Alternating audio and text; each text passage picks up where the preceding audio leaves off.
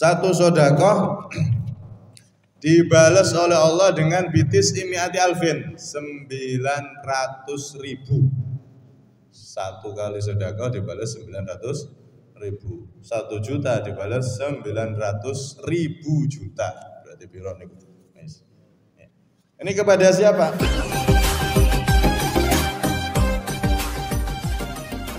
Bismillah, alhamdulillah. Wassalatu wassalamu ala rasulillah Sayyidina Muhammad bin Abdullah wa ala alihi wa sahbihi wa man wala la hawla wa la quwwata illa billah. Rabbi syrah li sadri wa yassir li amri wahlul 'uqdatam min lisani yafqahu qawli. Asaddid lisani wahdi qalbi bihaqqi sayyidina Muhammadin Nabi sallallahu alaihi wa alihi wasallam. Dusturakum ya ahlal dargi wa ya ahlal batin wa ya ahlal nabati wa ya ahlal nur. Amma ba'd. Jamaah Masjid Nurul Qamar yang dirahmati oleh Allah Subhanahu wa taala, alhamdulillah. Kita semua dikumpulkan kembali oleh Allah Subhanahu wa taala di majelis dan tempat yang mulia ini. Semoga ini adalah tanda kita semua kelak dijadikan orang-orang yang mulia dan bisa berkumpul dengan manusia termulia di tempat termulia di surganya Allah Subhanahu wa taala. Amin Allahumma. Hadirin yang dirahmati oleh Allah Subhanahu wa taala, melanjutkan hadis dari Nabi sallallahu alaihi wasallam. Kemarin kita masih berada di hadis yang diriwayatkan oleh Sayyidina Mu'adz. Nabi mengatakan, ala adulluka ala abwabil khair, as-sawmu junnah. Tidakkah aku tunjukkan kepadamu atas pintu-pintu kebaikan? Yang pertama, Nabi SAW menyebut as-sawmu junnah, puasa adalah perisai. Puasa adalah pintu kebaikan dunia sampai akhirat, dan sudah kita bahas kemarin. Kemudian Nabi SAW melanjutkan, was-shadaqatu tudfi'ul khati'ata kama yudfi'ul ma'un naro. Was-shadaqatu, dan sedekah, tudfi'u, bisa memadamkan itu sedekah, al-khati'ata, kepada kejelekan. Yang mana kejelekan ini ujungnya adalah siksa di neraka kalau tidak diampuni oleh Allah. Sedekah bisa memadamkan kejelekan, kama yudfi'ul ma'un nar, sebagaimana api bisa memadamkan, sebagaimana air bisa memadamkan api. Di dalam hadis ini Nabi SAW menyebutkan pintu-pintu kebaikan yang kedua, yaitu sedekah. Sedekah ini adalah satu hal yang sangat penting. Bahkan disebutkan dalam salah satu riwayat, man tasaddaqa faqad fakka lahya sab'ina syaitana. Dalam hadis Nabi SAW bersabda, man tasaddaqa, siapa orang bersedekah, bersedekah, faqad fakka lahya sab'ina syaitana, maka benar-benar dia telah memecah rahang 70 setan. Ibarat petinju, ditinju rahangnya, geblak, pecah langsung rahangnya. 70 setan itu pecah rahangnya alias KO dengan kita melakukan sedekah. Karena itu Allah Subhanahu wa taala menjanjikan balasan bagi orang-orang yang bersedekah. Allah berfirman, "Wa ma anfaqtum min syai'in fahuwa yukhlifuh wa huwa khairur raziqin." Dan apa-apa yang kalian nafkahkan, kalian keluarkan dari sesuatu apapun, fahuwa yukhlifuh, Allah akan mengganti itu. Di dalam ayat yang lain, "Matsalul ladzina yunfiquna amwalahum fi sabilillah kamatsali habbatin ambatat sab'a sanabila fi kulli sumratin mi'atu habbah." Perumpamaan orang-orang yang mengeluarkan hartanya di jalan Allah ibarat padi, satu padi menumbuhkan 7 batang pohonnya. Setiap dari satu pohon itu, satu batang padi itu berbuah 100 padi kali 7 berarti 700. Karena itu orang yang bersedekah dia akan dapatkan balasan bukan hanya hadis dari Nabi dalilnya, tapi langsung di dalam Al-Quran. Orang yang bersedekah itu minimal dibalas 10, bisa 20, bisa 30, bahkan bisa 100, 200 sampai 700, bahkan bisa lebih sesuai dengan kehendak Allah Subhanahu wa taala. Karena itu sedekah ini kalau benar-benar dilakukan dengan ikhlas, maka bisa menambah rezeki. Dohirnya kurang, tapi keberkahan rezeki itu akan dilancarkan oleh Allah. Sampai-sampai ada seorang imam yang namanya Al-Imam Ja'far Shadiq. Beliau mengatakan, "Inni la umliku fa'utajirullaha bis sadaqah." Sesungguhnya aku ini pernah terhimpit ekonomi, tidak punya apa-apa. Kemudian aku berdagang, ngambil keuntungan, hubungan bisnis dengan Allah pakai apa? Pakai sedekah. Kalau hubungan bisnis sesama manusia bisa untung, untungnya pun ada angkanya. Tapi aku, kata beliau, aku berhubungan bisnis bukan dengan manusia tapi dengan Allah. Aku bersedekah dengan sedikit yang aku punya. Akhirnya aku diberi kelancaran rezeki dan diberi keberkahan serta kecukupan rezeki dari Allah Subhanahu wa taala. Intinya sedekah itu bisa melancarkan rezeki, menambah datangnya rezeki. Disebutkan dalam salah satu riwayat, "Idza tasaddaqa ar-rajulu bi sadaqatin taqulu bi lisani haliha thalatha kalimat." Sedekah itu kalau kita keluarkan uangkah atau makanankah dan lain-lain, yang kita keluarkan itu harta itu berkata dengan 3 kalimat. Setiap ada uang yang kita lepas untuk sedekah, setiap ada pakaian yang kita sumbangkan untuk yang membutuhkan, makanan yang kita keluarkan, kita lepas dari tangan kita, itu setiap barang yang kita sedekahkan tadi, uang ataupun apa itu, mereka semua berkata, cuman telinga kita tidak dengar. Apa perkataan dari harta yang telah kita keluarkan itu? Qad kuntu qalilah fasirtu katsira. Wahai Tuhan yang memiliki aku, uang berkata, sesungguhnya aku sebelum engkau lepas ini masih engkau pegang, aku adalah sesuatu yang sedikit, yang remeh di sisi Allah, nggak ada nilainya. Tapi setelah engkau lepas aku dan engkau sudah kaukan di jalan Allah, fasirtu katsira, aku pun menjadi banyak, menjadi berlipat ganda di sisi Allah Subhanahu wa taala. Yang kedua, uang atau sesuatu yang kita sedekahkan tadi berkata kuntu faniyah, qad kuntu faniyah fasirtu baqiyah. Aku ini wahai yang memiliki aku, uang itu berkata seperti itu. Aku dulunya sebelum ketika engkau pegang di tanganmu, aku adalah sesuatu yang akan sirna, yang akan hilang, habis, tidak bernilai apa-apa. tapi setelah engkau keluarkan aku di jalan Allah, maka aku pun menjadi sesuatu yang kekal sampai ke surganya Allah Subhanahu wa taala.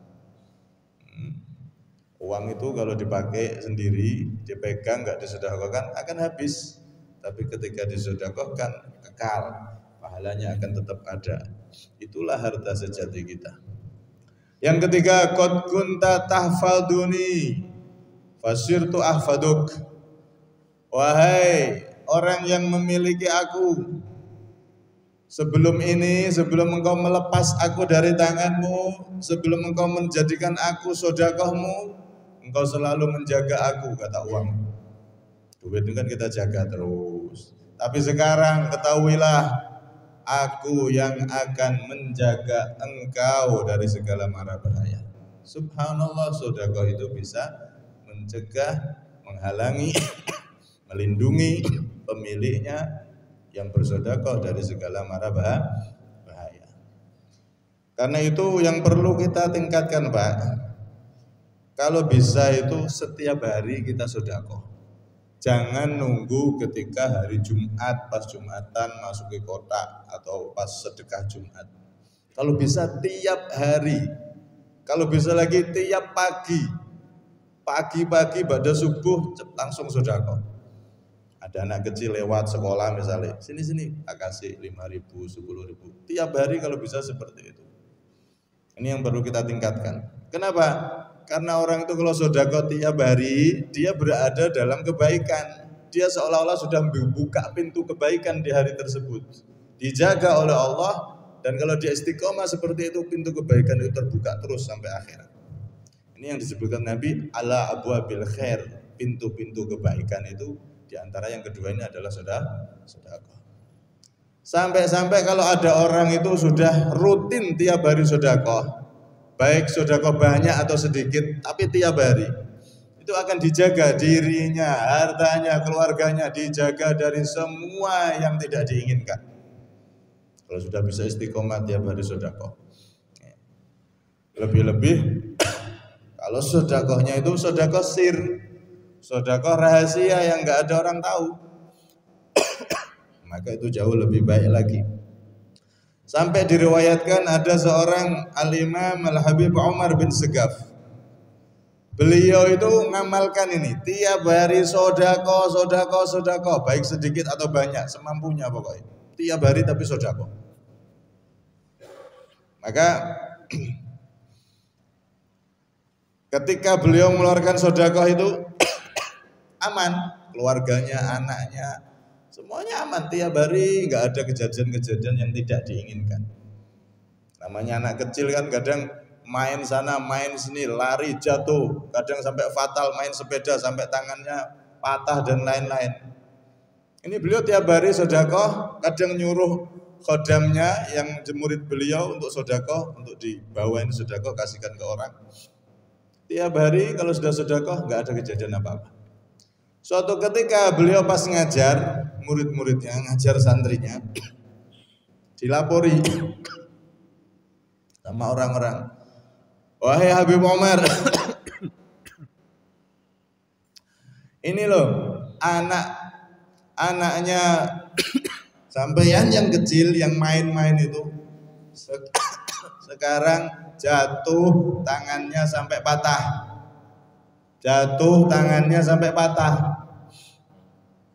Maka apa kata beliau? Loh, kok bisa? La'allahumma akhrajus shadaqah allati amartuhum biha.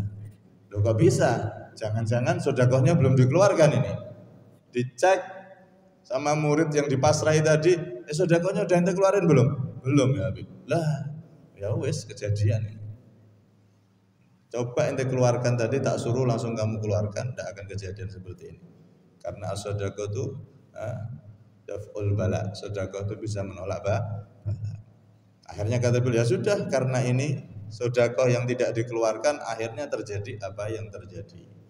Artinya apa hadirin? Orang itu kalau pengen di hari tersebut dapat kebaikan, maka buka pintu kebaikan dengan apa? Sedekah. Kalau sudah bersedekah aman insya Allah. Makanya orang Jawa kan pager mangkok luweh kuat daripada pager tembok, pager mangkok. Artinya sedekah bawa mangkok, masak sayur tetangganya dikasih dan seterusnya. Itu lebih kuat pager mangkok daripada pager tembok. Daripada kita buat tembok raksasa untuk melindungi dari hal-hal yang tidak diinginkan, lebih kuat dengan sedekah. Karena itu ini yang perlu kita perhatikan, kita tingkatkan. Kalau bisa setiap hari kita niatkan setiap hari untuk bersedekah besar atau kecil, sedikit atau banyak, tiap hari rutinkan untuk selalu bersedekah sebagaimana Rasulullah SAW beliau merutinkan untuk bersedekah.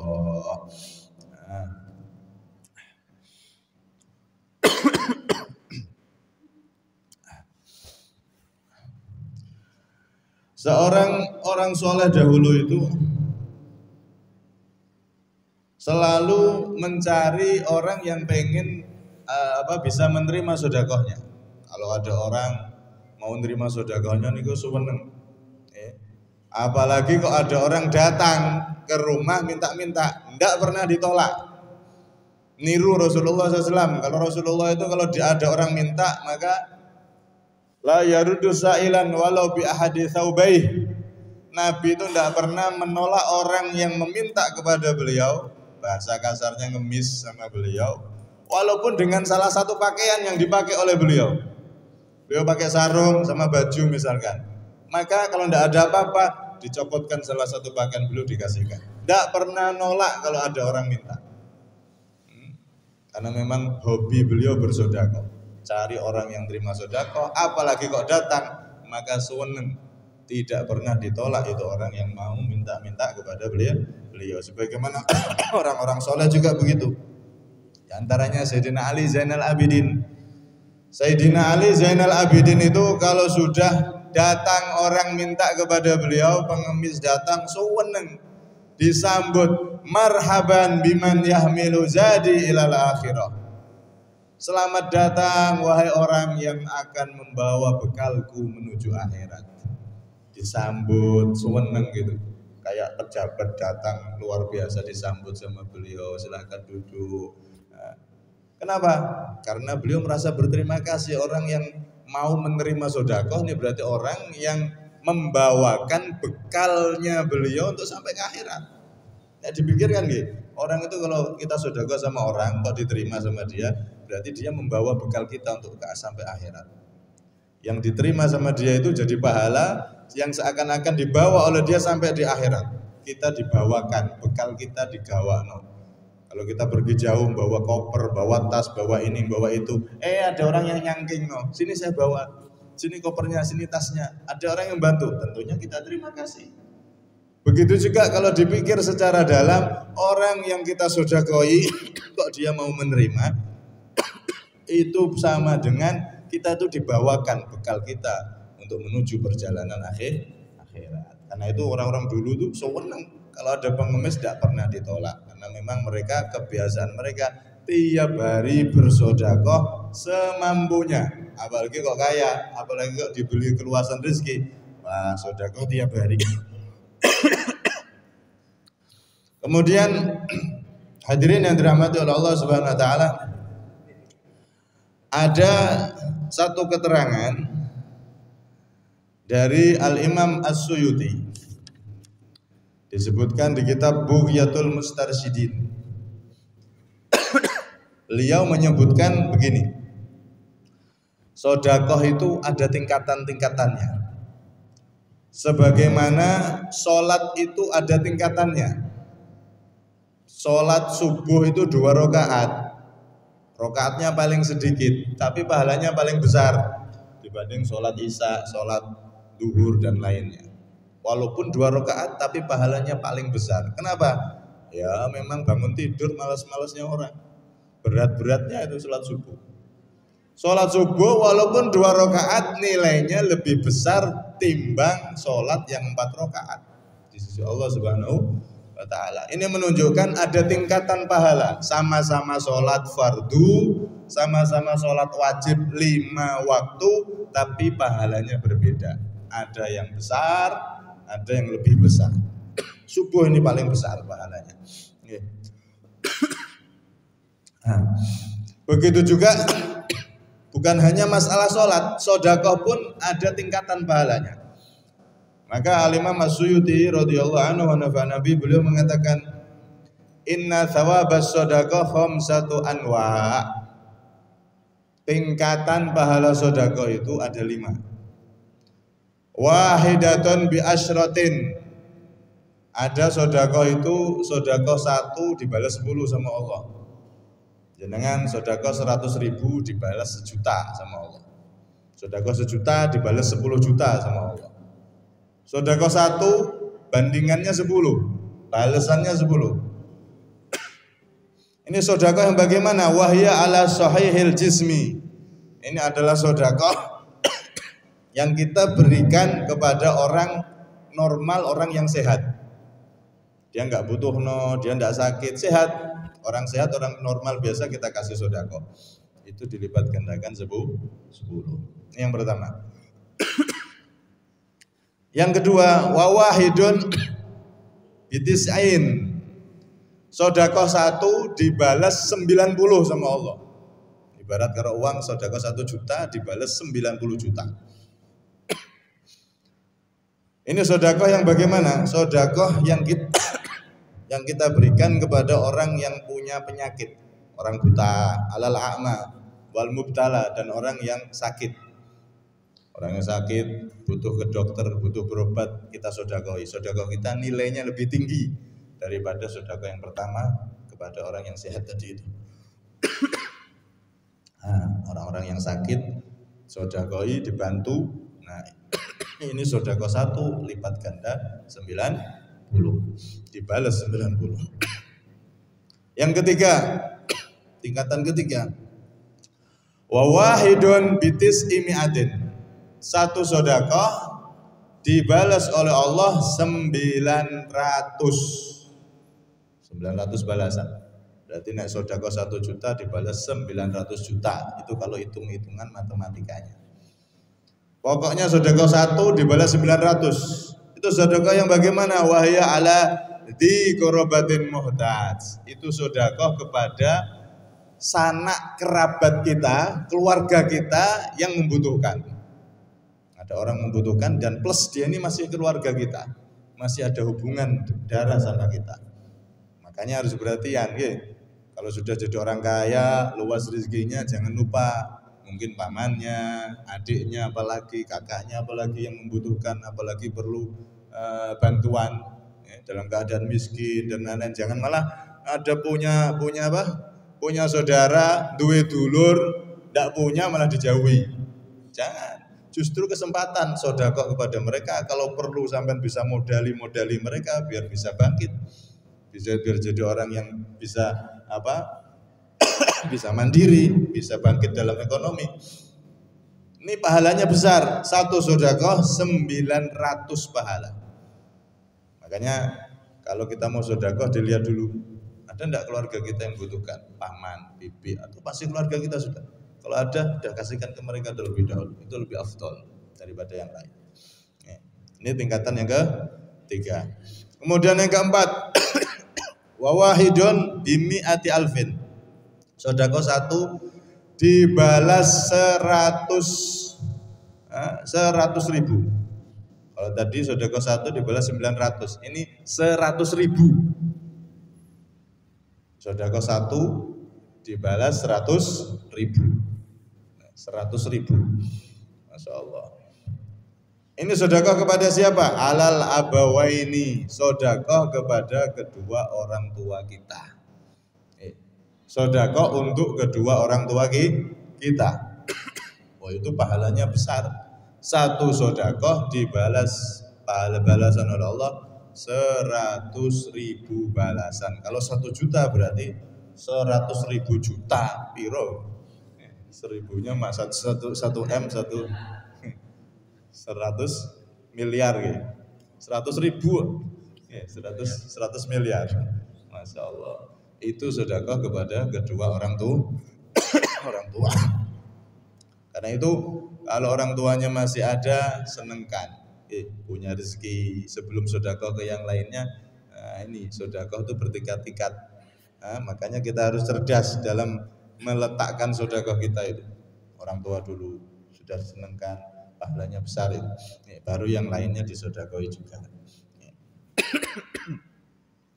Kemudian yang terakhir, wa wahidun bitis mi'ati alfin. Satu sedekah, yang kelima ini paling tinggi. Satu sedekah dibalas oleh Allah dengan bitis mi'ati alfin, 900.000. Satu kali sedekah dibalas 900.000. 1 juta dibalas 900.000 juta. Berarti piro niku? Ini kepada siapa? Ala alimin, kepada orang alim. Lebih-lebih kalau gurunya kita sendiri, lebih afdol lagi. Orang alim au faqihin, atau orang yang alim fikih, para ulama maksudnya. Kenapa kok para ulama itu nomor satu melebihi orang tua kita? Karena al-walid abul ashbah, wal alim abul arwah. Orang tua kita itu adalah ayah dari tubuh kita, yang rawat dari kita lahir, menjaga tubuh kita biar banyak vitamin, dikasih makan, dikasih ini, dijaga ini, dijaga itu. Kalau para ulama, para guru-guru kita itu menjaga ruh kita. Manusia ini kan ada badan, ada ruh. Orang tua biasanya menjaga badan aja, tapi ruh yang merawat, memberi ilmu, memberi pengetahuan itu adalah para ulama. Kalau badan ini urusannya selesainya sampai dari lahir sampai mati, dikubur selesai urusan badan itu. Tapi kalau ruh, dari dia balik sampai selama-lamanya. Kalau ruh itu berhasil dalam didikan para ulama, maka ruh itu jadi ruh jiwa yang suci. Maka qad aflaha man zakkaha, sungguh beruntung orang yang bisa mensucikan jiwa dan ruh. Nanti mereka ruh-ruh tersebut akan berada di tempat selama-lamanya, berada di kenikmatan surganya Allah Subhanahu wa taala. Para orang tua kita itu menjaga tubuh kita biar enggak kena api dunia, bahaya dunia. Tapi para ulama, para guru-guru kita dengan ilmu dan bimbingan nasihat mereka menjaga ruh kita, menjaga kita agar selamat dari api akhirat, selamat dari api neraka, masuk surganya Allah Subhanahu wa taala. Karena itu Sayyidina Ali yang disebut oleh Rasulullah, ana madinatul ilmi wa aliyun babuha. Aku ini adalah kotanya ilmu, kata Rasulullah. Wa aliyun babuha, dan Ali bin Abi Thalib adalah gerbang dari kota tersebut. Ibarat kota ini, ibarat ilmu itu sebuah kota. Rasulullah ini kota ilmu, maka pintu untuk masuk kota itu adalah Sayyidina Ali karramallahu wajhah. Beliau dijuluki gerbangnya kota ilmu. Kenapa? Karena memang beliau sangat hormat, sangat takdim luar biasa kepada ilmu dan kepada orang yang memberikan beliau ilmu. Sampai-sampai beliau mengatakan, ana abduman allamani harfan. Aku ini adalah abduman, budaknya orang, allamani harfan, yang mengajari aku satu huruf. Satu huruf saja ada orang ngajari aku, maka aku siap jadi budaknya. Insya'a ba'a, wa insya'a a'taqa, wa insya'a istaraqqa. Kalau dia mau, dia boleh menjual aku di pasar. Kalau dia mau, dia boleh membebaskan aku. Kalau dia mau, dia boleh menjadikan aku budaknya. Disuruh ini, disuruh itu, saya siap. Satu huruf, beliau siap untuk jadi budak. Bahkan dijual di pasar pun beliau siap.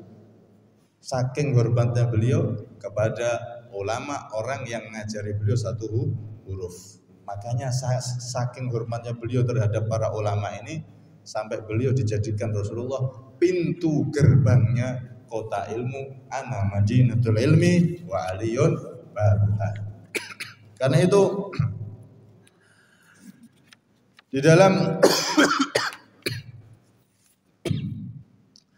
dalam kitab Ta'limul Muta'alim itu juga disebutkan, kalau kita itu pengen membandingi ilmunya para ulama, para guru kita yang telah memberikan ilmu, pengen membandingi ilmu mereka dengan hadiah, maka satu huruf itu layak dihadiahi 1000 dirham. Satu huruf itu dibayar 1 dirham, bukan bayaran, hadiah. Kalau bayaran tidak bisa ilmu dibayar, karena dengan ilmu itu orang itu bisa selamat sampai ke surga. Satu huruf itu dibayar 1 dirham. 1 dirham itu 350, anggap 300.000. Satu huruf dibayar 1000 dirham, berarti 300 juta per satu huruf. Makanya jasa para ulama tidak bisa diukur dengan materi. Tidak bisa diukur dengan materi. Dan orang-orang dahulu itu Pak, kalau sudah dengan para ulama, mereka orang-orang dahulu itu memposisikan sesuai posisinya. Kalau orang tidak punya apa-apa berarti sederhana, mereka posisikan bantu ulama dengan apa? Oh, hadir majelisnya, oh meramaikan majelisnya, mengajak yang lain untuk gabung agar bersama-sama menuntut ilmu dengannya. Kalau dia orang kaya raya, Masya Allah, dia bukan hanya sekedar itu tok, dia pun membantu para ulama karena mereka tahu sedekah kepada para ulama. Para ulama itu adalah orang tua ruh kita, orang tua ruh yang mana menjadikan kita selamat dari api neraka. Mereka orang-orang soleh dulu itu sampai ada namanya, kalau nggak salah namanya Syekh Ali Baros. Syekh Ali Baros ini kaya raya. Itu semua ulama yang ada di daerahnya dikasih tunjangan, setiap bulannya dikasih sekian juta, semua ulama. Sehingga para ulama itu berdakwah, ngajarkan ilmu fokus, nggak mikir yang lain. Sampai pernah kita ceritakan tuh, dulu ada imam namanya Daqiqul Id. Imam Daqiqul Id, gara-gara beliau ini hidup sederhana, pas Idul Fitri dielekne kalih napa bojone. Wahai suamiku, janganlah tansa Daqiqul Id. Wahai suamiku, ini kan hari raya Idul Fitri, hari raya Id. Jangan lupa beli tepung. Kalau bahasa sekarang jangan lupa ketupat. Berasnya sudah habis. Akhirnya beliau khutbah. Pas khutbah, ma'asyiral hadirin, la tansa Daqiqul Id. Wahai hadirin, jangan lupa tepung hari raya. Jangan lupa ketupat. Sampai akhirnya ketika khutbah itu sampai kepikiran omongan istrinya, sehingga beliau terkenal dijuluki Imam Daqiqul Id. Seorang imam Ibnu Daqiqil Id, yaitu putra tepung hari raya, Ibnu Daqiqil Id. Terkenal sampai seperti itu. Kenapa? Karena beliau saat itu enggak fokus menyampaikan ilmu, gara-gara yang di rumah kebutuhannya belum terpenuhi. Makanya orang-orang dulu itu kalau dia kaya raya, dia sedekah kepada para ulama, dia sedekah kepada orang tuanya, dia sedekah kepada keluarganya dan seterusnya. Mereka berlomba-lomba untuk meraih kemuliaan di sisi Allah dengan harta mereka. Ada yang wakaf tanah untuk ulama ini, ulama itu, untuk apa? Dakwahnya ulama ini, ulama itu. Apalagi kalau gurunya, apalagi kalau orang yang membimbing dia bisa mengenal Allah, bisa mengenal Rasulullah, maka itu jauh lebih afdal lagi kalau kepada guru-guru kita sendiri. Nah, semoga kita semua termasuk orang-orang yang bisa memanfaatkan, jika diberi kelebihan harta, kita bisa meraih kemuliaan yang sebanyak-banyaknya dari Allah SWT dengan harta kita. Kita jadi ahli sedekah, membantu siapapun yang perlu dibantu, lebih-lebih kepada para ulama, lebih-lebih kepada orang tua kita, yang mana mereka semua adalah orang tua kita, baik secara zahir maupun secara batin. Mereka adalah orang-orang yang berada di tingkatan sedekah yang paling tinggi menurut Al-Imam Asy-Syafi'i. Ini ilmu dari Imam As-Suyuti, bukan Imam Syafi'i, Imam As-Suyuti. Semoga kita semua termasuk orang-orang yang bisa memanfaatkan jika diberi kesempatan oleh Allah, diberi harta yang banyak, kita bisa mulia dengan harta kita. Yang mana harta ini kalau tidak dikasihkan, disalurkan di jalan Allah, maka tidak ada nilainya harta dunia itu. Laukan di dunia tazinu indallah masa kekafiran syarbata ma'kam, kama qala Nabi SAW. Beliau pernah mengatakan, andaikan dunia ini berharga di sisi Allah seperti harganya sayap nyamuk, maka orang yang kafir, yang enggak percaya sama Allah, enggak akan dikasih dunia sama Allah. Kalau dunia itu berharga, setetes air pun enggak akan dikasih sama mereka. tapi karena dunia ini nggak ada harganya sama sekali, akhirnya dikasih semua sama Allah. Yang iman dikasih, yang kafir dikasih, yang ahli taat dikasih, yang ahli maksiat pun dikasih sama Allah. Bahkan yang menghina Allah sekalipun dikasih rezeki, dikasih dunia sama Allah. Kenapa? Karena dunia nggak ada harganya di sisi Allah Subhanahu wa ta'ala. Nah, dunia ini bisa berharga dan sangat tinggi nilainya di sisi Allah kalau kita salurkan di jalan Allah Subhanahu wa ta'ala. Dan semoga kita bisa mengamalkan, terutama tadi setiap hari usahakan kita untuk bersedekah walaupun sedikit semampunya. Tiap hari kita sedekah, maka kita membuka pintu-pintu kebaikan sebagaimana yang disabdakan Nabi sallallahu alaihi wasallam, ala adulluka ala abwabil khair, tidakkah aku tunjukkan pada kalian pintu-pintu kebaikan? Dan beliau menyebutkan yaitu dengan bersedekah salah satunya. Kalau sudah bersedekah, maka kita seakan membuka pintu kebaikan di hari tersebut. Kalau tiap hari sedekah, maka pintu kebaikan itu terbuka terus untuk kita, untuk keluarga kita hingga sampai akhirat. Insya Allah kita jadi orang yang selamat. Amin. Allahumma amin. Kurang lebihnya minta maaf dan ini. Assalamualaikum warahmatullahi wabarakatuh. Bismillahirrahmanirrahim.